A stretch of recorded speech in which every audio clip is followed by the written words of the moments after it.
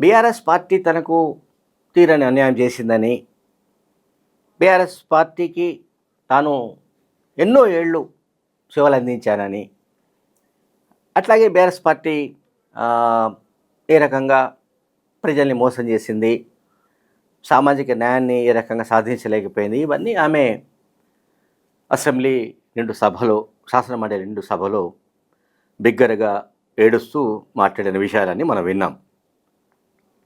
అయితే ఇప్పుడు తాజాగా బీఆర్ఎస్ పార్టీ వైపు నుంచి కవిత పైన మామూలు అటాక్స్ చేయడం లేదు, మామూలు దాడులు చేయడం లేదు, చాలా తీవ్రమైన దాడులు జరుగుతున్నాయి.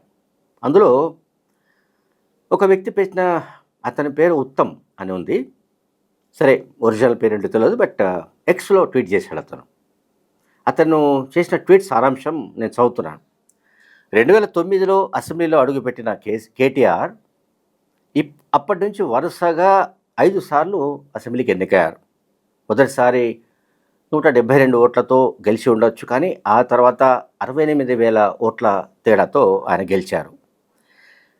2014లో కేసీఆర్ కూతురిగా, నిజామాబాద్ జిల్లా కోడలిగా బీఆర్ఎస్ పార్టీ అండతో కవిత నిజామాబాద్ ఎంపీగా గెలిచింది.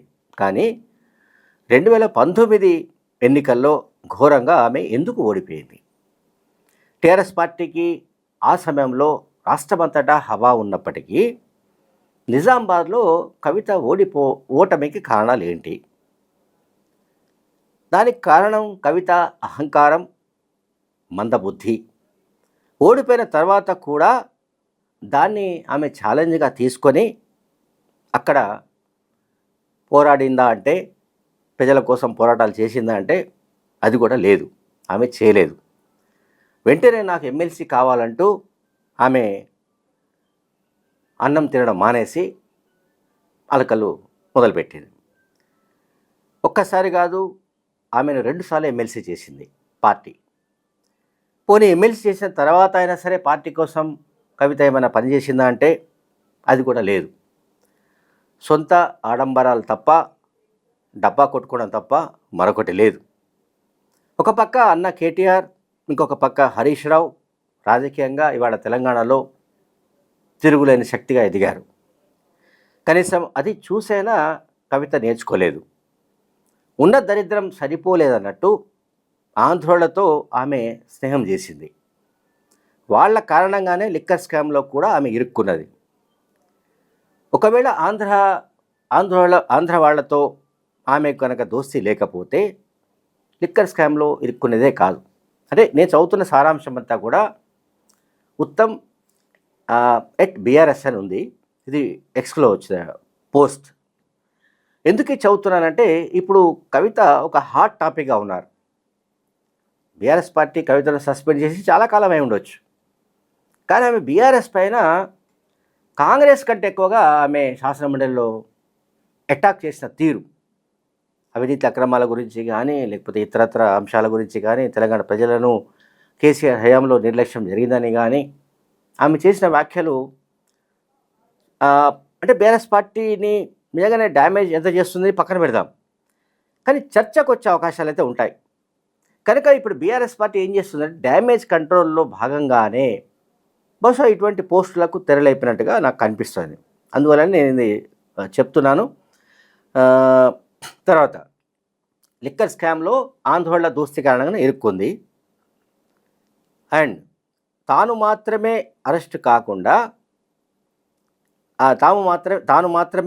అరెస్ట్ కాకుండా ఎంపీ ఎన్నికల్లో బీఆర్ఎస్ పార్టీకి 0 సీటు రావడానికి కూడా ఆమె కారణం. 2019లో కాకుండా 2020 రీసెంట్గా జరిగిన ఎన్నికల్లో 2024 పార్లమెంట్ ఎలక్షన్స్లో 0 ఫలితాలు వచ్చాయి.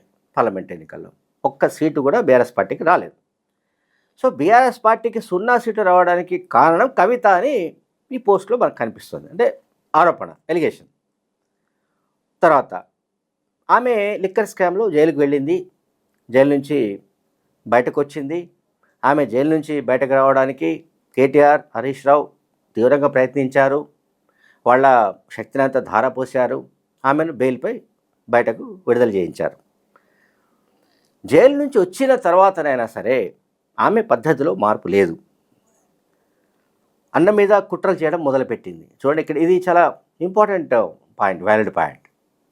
ఇప్పటిదాకా మనకు తెలుస్తున్న సమాచారం అంతా ఏంటంటే హరీష్ రావు పైన కుట్రలు చేస్తోంది, హరీష్ రావును పార్టీ నుంచి బయటికి పంపించడానికి కుట్రలు చేస్తోంది అంటూ ఒక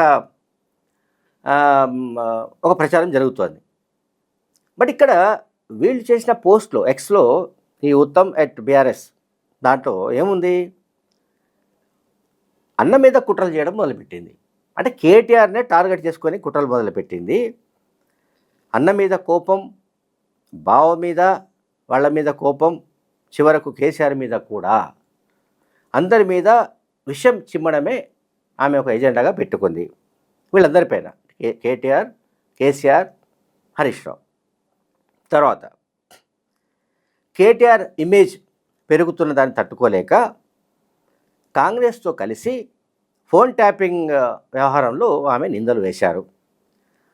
సొంత బావ, సొంత తండ్రి మీద కూడా కాళేశ్వరం ప్రాజెక్టులో జరిగిన అక్రమాల పేరుతో ఆమె విషం చిమ్మారు. ఇలా ప్రతి విషయంలో పార్టీ మీదే దాడి చేయడం ఎంతవరకు కరెక్ట్, ఎంతవరకు సబబు? సీనియర్ నాయకులను, అంటే బీఆర్ఎస్ పార్టీ సీనియర్ నాయకులను అవమానించడం కూడా కవితకు ఒక అలవాటుగా మారిపోయింది. కవితకు తన చుట్టూ ఉన్న వాళ్లను చూసుకొని తానే చరిత్రలో ఒక గొప్ప శక్తిగా ఎదుగుతానని, గొప్ప శక్తిగా మారుతానని ఆమె కలలు కంటున్నది. తన దగ్గర డబ్బులు దండిగా ఉన్నాయనే ధైర్యంతో, పుష్కలంగా ఉన్నాయనే ధైర్యంతో కార్లు, సోషల్ మీడియా హంగామా, లేదా కొంతమంది రౌడీ మూకను వెంటేసుకొని తిరుగుతూ అందరినీ గెలికితే, తిడితేనే తానే పెద్ద లీడర్ అవుతానని ఆమె అనుకుంటూ ఉండవచ్చు. అయితే మారుతున్న రాజకీయాల్లో కేవలం కవిత దగ్గర ఉన్న పైసల బలంతో, డబ్బు బలంతో గెలుస్తామనుకుంటే అది అయ్యే పని కాదు. జనం జాగృతి పేరిట, జాగృతి జనం బాట పేరిట మీరు చేస్తున్న విషపు యాత్రకు ప్రజల నుంచి ఎటువంటి స్పందన లేదు. అది పూర్తిగా మీ టీం చేస్తున్న హంగామా తప్ప ప్రజల మద్దతు మాత్రం కాదు. ఎన్ని కుట్రలు చేసినా చరిత్రలో, తెలంగాణ చరిత్రలో మీ స్థానం చివరికి గుండు సున్నా అని ఇతను రాశాడు. అయితే ఇతను ఎవరు మనకు తెలియదు, ఒరిజినల్ పేరేంటో తెలియదు. ఉత్తమ ఎట్ బీఆర్ఎస్ అని ఉంది. అయితే మనం అర్థం చేసుకుంటే ఖచ్చితంగా ఇతను బీఆర్ఎస్ మనిషే, అందులో నాకేం అనుమానం లేదు. సో బీఆర్ఎస్ పార్టీకి సంబంధించిన వాళ్ళే ఇటువంటి పోస్టులను ఎంకరేజ్ చేస్తూ ఉండాలి. ఎందుకంటే చాలా పాయింట్స్ని అతను రైజ్ చేస్తున్నాడు, అందులో చాలా విషయాలు రైజ్ చేస్తున్నాడు. అంటే కవిత దగ్గర దండిగా డబ్బులున్నంత మాత్రాన ఆమె నాయకురాలుగా ఎదగడం సాధ్యం కాదు. ఆమె పైన లిక్కర మరకలు ఉన్నాయి, అవి ప్రజల్లో బలంగా వెళ్ళాయి. అండ్ ఆమె పైన ఉన్న కేసుల కారణంగానే పార్లమెంట్ ఎన్నికల్లో ఘోరమైన ఫలితాలను పార్టీ చవిచూసింది.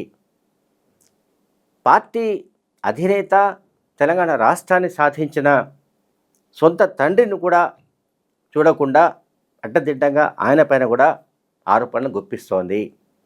ఆమెకు ప్రజల మద్దతు లేదు. ఆమెకు ప్రజల మద్దతు ఉన్నట్టుగా జరుగుతున్న క్యాంపెయిన్ మొత్తంగా ఇదొక టీం వర్క్ లాగా సోషల్ మీడియా చేస్తున్న పని తప్ప ఇంకొకటి కాదు అంటూ కవిత పైన అటాక్ చేస్తున్న పద్ధతిని మనం చూస్తున్నాం. Thank you very much.